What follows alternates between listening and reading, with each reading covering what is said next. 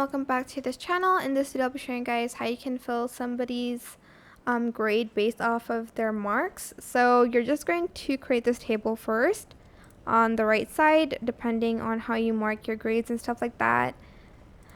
So just type in $VLOOKUP, select the cell, comma, select everything here, and then select F4 on your keyboard, comma 2, comma 1, and then close parentheses, and then press enter, and then select the suggested autofill. And whenever you change it to something, it's going to change the grade as well, like that. But yeah, that is it. Super simple. I hope this tutorial was helpful for you guys. Don't forget to like, comment, share. Also subscribe to this channel if you haven't done that already. If you have any more questions, just leave it in the comment section down below. I will try my best to answer them all for you guys.